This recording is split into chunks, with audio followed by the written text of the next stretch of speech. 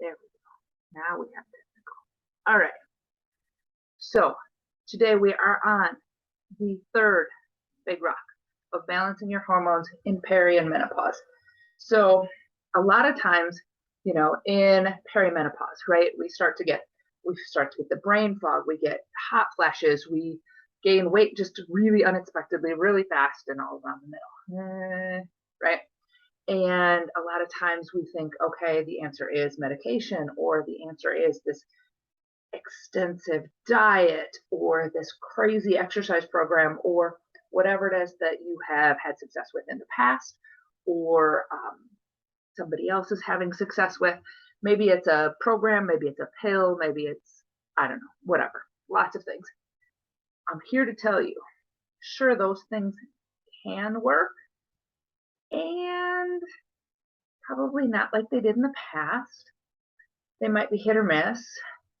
And if we can lay down the basics groundwork for just eating better, moving better, being a healthier person, if you do ultimately need some kind of medication or bioidentical hormones or hormone replacement therapy or whatever, it's going to work much better, much faster, much quicker if you lay the groundwork first. Okay, so the previous episode here, I talked about big rock number one, food, and some really basic groundwork, some adding things in.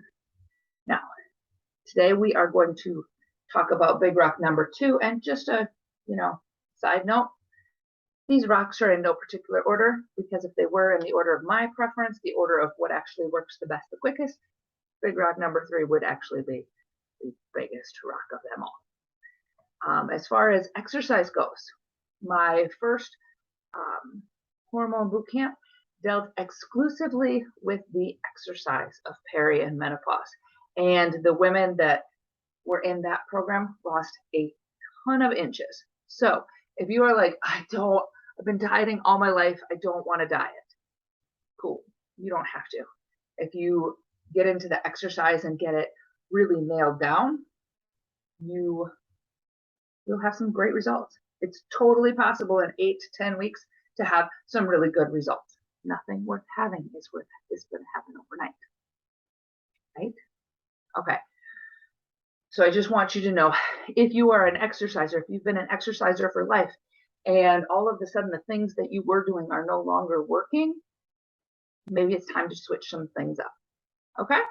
So there are 3 main types of exercise that I want to address today. Okay? The first one is by far my favorite, because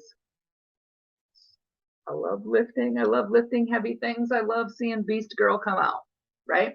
So strength training is the number one exercise that I have women incorporate when they come to me. And they're like, let's not start with diet, let's start with exercise. Cool. Muscle. We need a big old slab of muscle on your body. Why? Because muscle is more metabolically active, first of all, right? And when I say more metabolically active, what do I mean? I mean that a pound of muscle burns about 50 to 70 calories per day just being you. Whereas a pound of fat burns about 2, right? So you've got a pound of muscle and a pound of fat, and to be fair, the pound of muscle is going to burn 50 calories and the pound of fat's going to burn 2, right? What do you want more of? Muscle, right? So we need to add some muscle to your body. Secondly, strength training builds bones stronger, makes bones stronger. Do you know what the number one killer of women over 70 is? Hip fractures. Yeah, it's hip fractures, because you fall, your bones maybe have some osteopenia, osteoporosis, you break that hip, and the whole process of healing from a hip fracture is a really big deal, especially over 70. So if you lift heavy weights, it has been scientifically proven that the bones that are under the most stress during weightlifting are the bones that will get bigger. So if you're doing a big old chest press, your leg bones aren't going to get stronger. You're going to have to do some big old leg moves, right? So It's a preventer of osteopenia, osteoporosis, and the #1 killer of women over 70, hip fractures. The earlier you start, the better. Hey, if you've got 20-year-old kids, might I recommend you get them in the weight room? It's a good thing. I want to be really clear. When I say strength training, I do not mean your 1980s 5, 10, and 15-pound dumbbells. We're talking big girl weights, and you are a big girl, and your purse probably weighs more than those 5, 10, or 15-pound dumbbells. Keep that in mind. Now, I don't want to go deep into the whole how do you do it. I did a strength training tutorial a few episodes back. Go back, give it a listen. If you've got questions, be sure you shoot them at me. Okay? Second part of the big rock here of exercise is cardio, because your heart is a muscle too. And I swear to God, that is the only reason I do cardio. I personally hate doing cardio. It is my least favorite days of the week. But this is a reminder that your body is not a math calculation. Okay?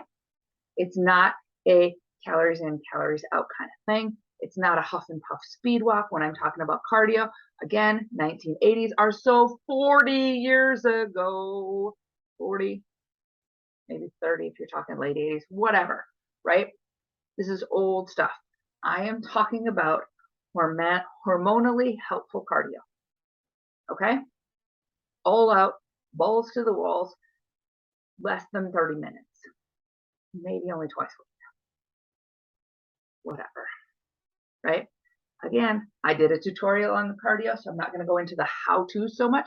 Go back a couple of episodes, check out that cardio tutorial if cardio is your thing. I go into depth on that, okay?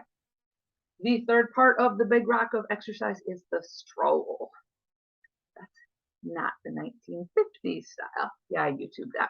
1950s, go check out the YouTube, right? 1950s dance, the stroll. Kind of, right? You don't have to set it to music, but we are talking about slow, steady, and relaxing. We're just burning off the crazy. And if you are anywhere near Peri and Menopause, you know there is lots of crazy to be had. And yes, I did a tutorial on that a few episodes back. They're like back-to-back tutorials, guys. Just pick the one you want to listen to and listen to it. Let me know if you have any questions, okay? But the key takeaway from today is that we're not a calculator. Weight loss is not about calories in and calories out. It's so much more, okay? Hormones, make sure you know you are not a calculator, okay? I've gone into the interplay of the hormones previously, and here's the short of it. Hard and heavy or super fast is the way to go. This is where the fat burners come out strong, burning calories, but if you insist on playing for more than 30 minutes, the fat storage hormones are going to kick in and kick your ass. It's not about more is better. It's about harder. It's about heavier. It's about being intentional and intense about it. Okay? And then there's the stroll. Keep it super slow. So the fat burning hormones or fat storing hormones never come into play. That huff and puff carrying weights thing is still 1980s. So knock it off.